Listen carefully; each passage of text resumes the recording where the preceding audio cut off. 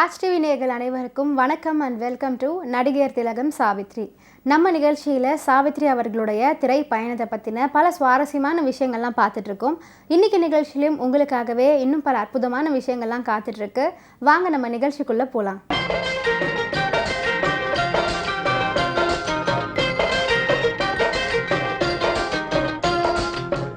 AVM சாவித்ரியை வச்சு செல்லப்பிள்ளை படத்தை 5 ஆண்டுகள் எடுத்தாங்க. உனக்காக ஒரு கதை வச்சிருக்கேம்மா, அதில் நீ தான் நடிக்கணும் அப்படின்னு கேட்டாங்க. அந்த படம் தான் களத்தூர் கண்ணம்மா திரைப்படம். சாவித்ரியின் மிக முக்கியமான வெற்றி முத்திரை களத்தூர் கண்ணம்மா. தாயான பிறகும் சாவித்ரிக்கு தமிழ் சினிமாவில் மிகப்பெரிய திருப்பத்தை ஏற்படுத்திய திரைப்படம். ஏனோ தெரியல, அந்த திரைப்படத்துடைய திரைக்கதையும் அதில் இடம்பெற்ற பாடல்களும் சாவித்ரியின் வாழ்வும் ஒன்றோடு ஒன்று பின்னி பிணைந்தது போல காட்சி தந்தது. அருகில் வந்தால் உருகி நின்றால் அன்பு தந்தாலே, அமைதியில்லா வாழ்வு தந்தேன் எங்கு சென்றாலோ, பிரிவாலே மோதும் துயர் போதும் போதுமே அப்படிங்கிற பாடல் வரிகள் தான் அது. ஏஎம் ராஜாவின் குரல் காற்றில் அலைமோதும் போதெல்லாம் அதில் ஒழிக்கும் ஒவ்வொரு சொல்லிலும் சாவித்ரி குறித்த வலுவானதொரு சோகம் நம் நெஞ்சை அழுத்துவதாக தோன்றும். இந்த பாடலுக்காக எழுதப்பட்ட பல்லவிகள் மொத்தம் 58. தெலுங்கு மொழி பேசும் டைரக்டர் பிரகாஷ் ராவுக்கு அதில் ஒன்று தேர்வு செய்யும் அளவு தமிழறிவு கிடையாது. களத்தூர் கண்ணம்மாவை தொடக்கத்தில் இயக்கியவர் அவரே. பின்னர் பீம் சிங் தொடர்ந்தார். 58 இருந்து மிகச்சிறந்த 8 பல்லவிகளை கொண்டு முழு பாடலும் உருவானது.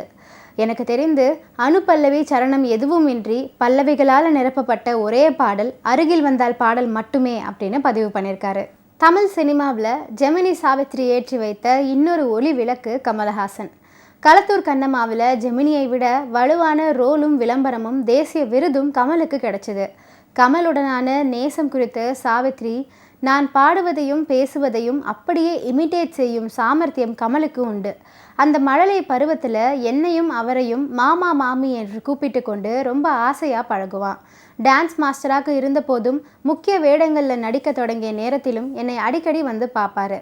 சிகப்பு ரோஜாக்களுக்காக ஃபிலிம்ஃபேர் அவார்டு வாங்கிய சமயம் நான் அவரை பாராட்டினேன். என்னுடைய திரையுலக வாழ்க்கையில் என்னுடனே வளர்ந்து முன்னுக்கு வந்த ஒரு மகனாகவே கமலை எனக்கு நினைக்க தோன்றுகிறது அப்படின்னு சாவித்ரி அவர்கள் பதிவு பண்ணியிருக்காங்க. ஏவிஎம்மின் களத்தூர் கண்ணம்மா சாவித்ரியின் அற்புத நடிப்புக்கான அட்சய பாத்திரம். அதில் நடிக்கும்போது நடந்த சம்பவங்கள் பற்றி எஸ்பி முத்துராமன் சொல்லியிருக்காரு. சாவித்ரி அவர்கள் வீட்டிலிருந்தே ஃபர்ஸ்ட் கிளாஸ் சாப்பாடு தினமும் வந்துடும். சாவித்ரி அம்மாவே தன் கையால் பரிமாறிடுவாங்க. ஹோம்லி அட்மாஸ்பியர் ஏவிஎம்மில் இருக்கும்.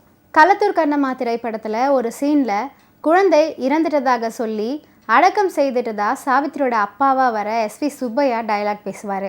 அப்போ சாவித்ரி, எல்லோரும் குழந்தை பிறந்தா இனிப்பு தருவாங்க, நீங்கள் செத்த குழந்தைக்கு இனிப்பு கொடுங்க அப்படின்னு சொல்லி அழுது சிரித்து எமோஷன் ஆகி மயக்கம் போட்டே விழுந்துருவாங்க.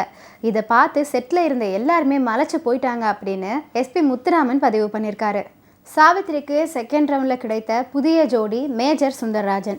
சூரியகாந்தி, ஜக்கம்மா, மஞ்சள் குங்குமம், தாய்க்கொரு பிள்ளை, வீட்டு மாப்பிள்ளை, அக்கறை பச்சை என சாவித்ரி நடித்தவை நன்றாக ஓடின.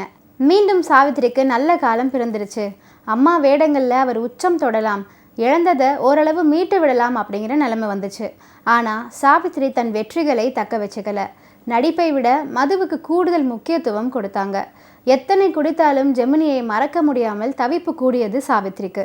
பட்டாம்பூச்சி திரைப்படம் மூலம் ஹீரோ அந்தஸ்து பெற்ற கமலுக்கு காதல் இளவரசன் அப்படிங்கிற பட்டம் கிடைச்சிது.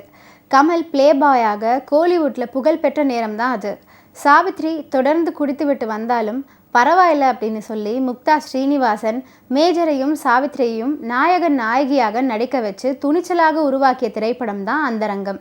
கமலும் தீபாவும் அதில் கவர்ச்சி காட்டும் இளஞ்சோடிகளாக வருவாங்க. கமல் முதலாக ஞாயிறு ஒளி மழையில் என சொந்த குரலில் பாடிய படம் தான் இது. தீபா அதில் கவர்ச்சி நடிகையாக அறிமுகமானாங்க. 50 நாட்களுக்கு மேலே ஓடியது இந்த திரைப்படம். எமர்ஜென்சி காலத்தில் 1975 அதுவே அதிகம். இன்னைக்கு நடிகர் திலகம் சாவித்ரி நிகழ்ச்சியில் பல சுவாரஸ்யமான தகவல்லாம் நான் சொன்னேன். இதெல்லாம் கேட்டு ரசிச்சிருப்பீங்கன்னு நினைக்கிறேன். இந்த நிகழ்ச்சியை தொடர்ந்து பாருங்கள். நன்றி, வணக்கம்.